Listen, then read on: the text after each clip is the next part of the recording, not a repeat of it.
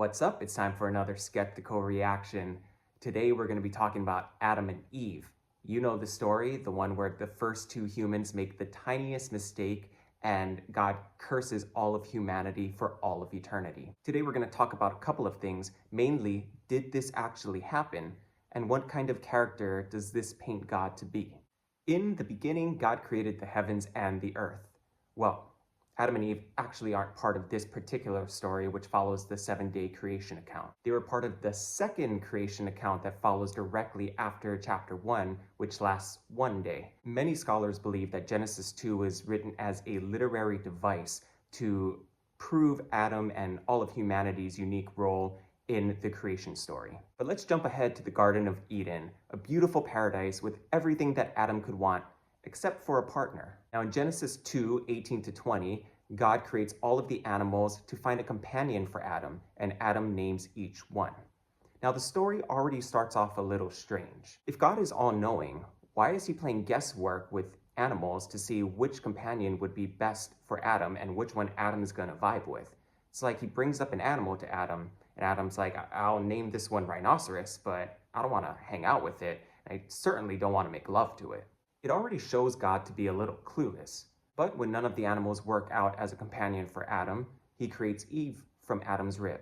Now let's pause the story and talk about whether this actually happened or if this entire story is purely metaphorical. Today we understand through overwhelming evidence and data that the universe and this world was not created in 7 days or in 1 day. The world is about 4.5 billion years old, and we are an evolved primate species. We know that the plants were not created before the sun, as the 7-day creation story says, and we know that human beings were not created before the animals, as the second creation story states. Major Christian apologists like William Lane Craig says that young earth creationism is an extreme embarrassment to Christianity. Many theists accept the fact that these creation accounts are completely out of order and simply untrue. This was a philosophical attempt to compose a story of our origins. We know now that there is no good reason to believe that these events literally occurred. Now let's hop back into the Garden of Eden, where Adam and Eve are living blissful lives. They're given everything that they need in paradise. Of course, they're not allowed to just do whatever they want. No, there are rules. Well, one rule in particular. They are not to eat from the tree of the knowledge of good and evil. As long as they don't touch that fruit, they can continue to live peaceful, happy lives forever, and the consequence to eating this fruit is that they will surely die. Let's take a moment to talk about timelines. The story gives no indication of exactly how much time passes between events, but there are a couple of clues that we can gather. Well, we know the end of the story, where Adam and Eve are cursed and banished from the Garden of Eden. There's nothing to indicate, at least to my knowledge, that Eve was already pregnant before leaving.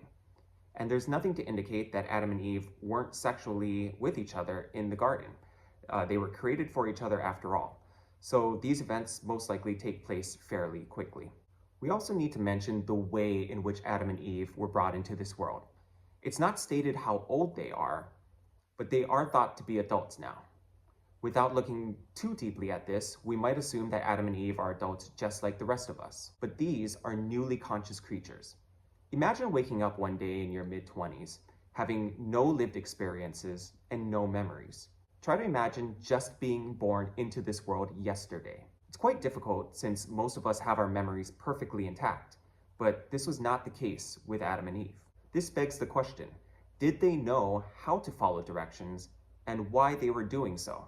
The reasons we know who to be obedient to and why are derived from a history of disobedience.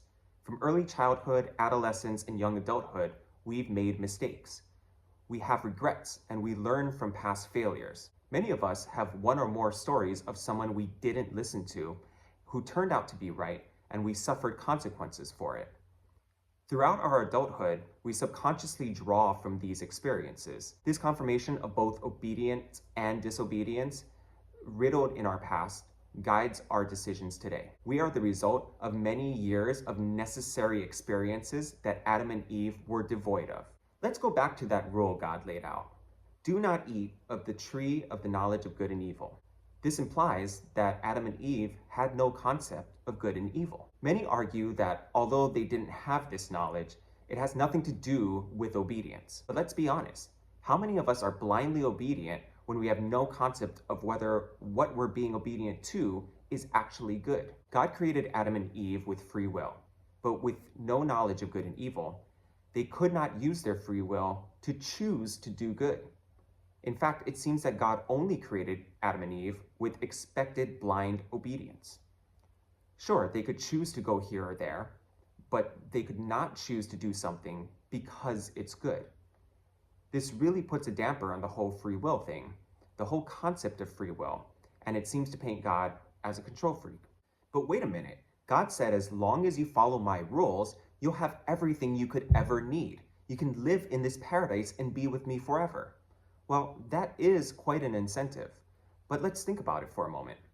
Think of a teenager who has always had everything he ever wanted. His family comes from great wealth.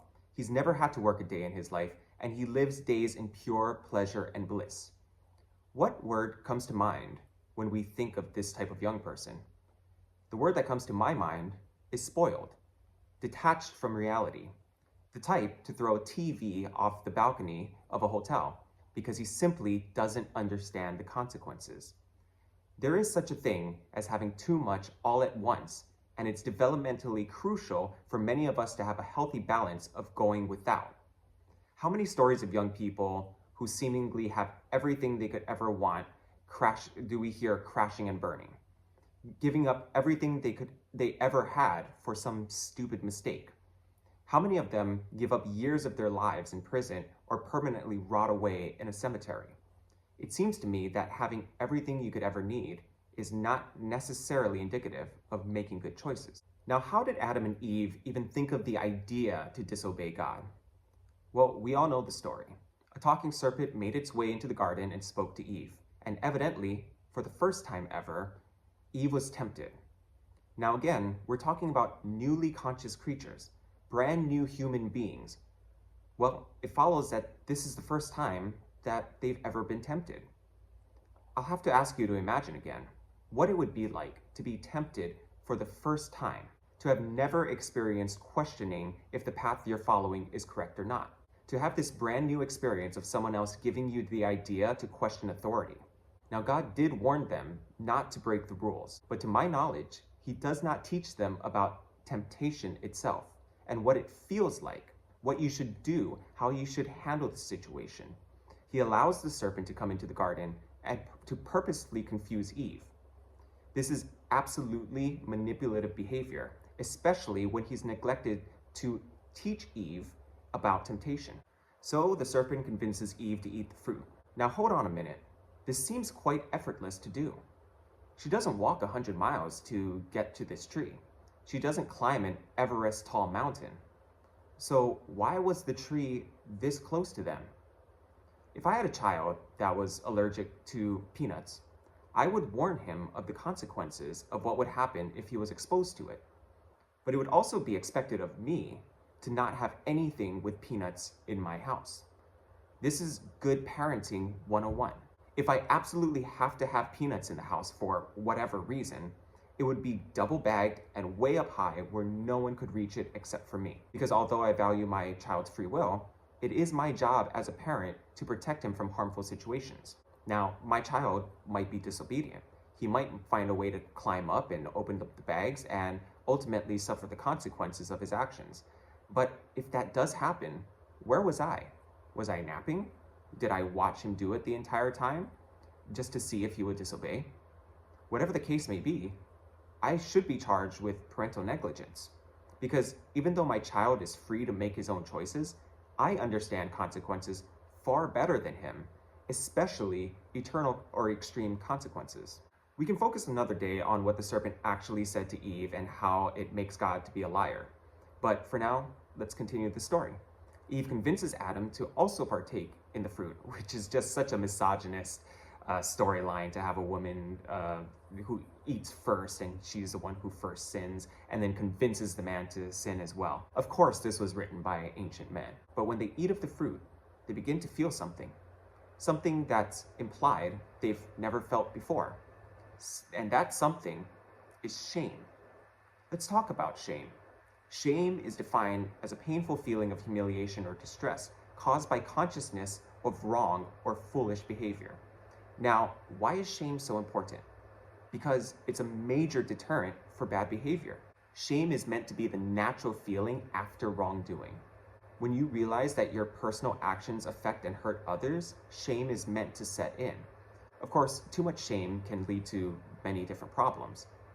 But no shame at all is far more disastrous. We generally diagnose the inability to feel shame as psychopathy, narcissism or narcissistic tendencies, or other severe mental illnesses. It seems God may have doomed Adam and Eve from the very beginning when he neglected to create them with any concept of shame.